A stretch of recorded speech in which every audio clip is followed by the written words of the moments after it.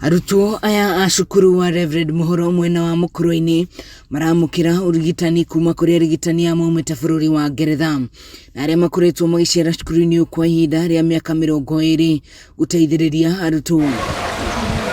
Urigitani munene akiuga thina muingi umanite na dawa iria ciana irigitagwo nacio kurigita mirimu imwe guku bururi-ini. They're left so late because of a lack of welfare to actually get medication.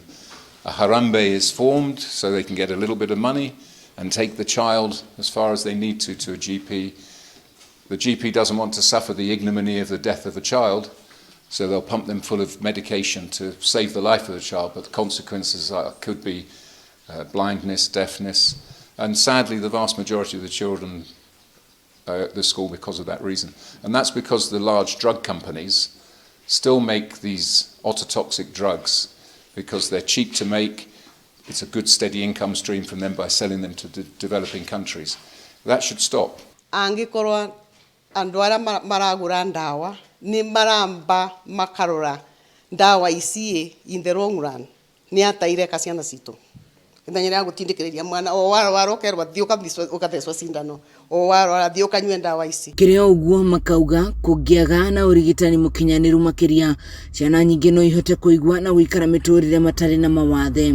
Arigitani aya mari guku bururi-ini guteithiriria arutwo aya na angi aingi. O mwaka ni tukaga no ni undu wa covid tutiriga kogwe riu this time turokire na andu mangi aingi na mo marerutira ni kwirutira twirutagira ate ni mundu tutumaga na tutena subsidiary guku nikatukaga tukauga ati ni twarathimirwo na thio turathimira andu mangi. No na thengia wa arutwo hariria kambi-ini ino marauga ni megukorwo makihingura mirango kuri andu a itura guku cukuru makiuga arutwo aya ni magunikaga muno ni uteithio uyu kuna ni magiaga na mweke wa guikara miturire yao ta andu aria angi.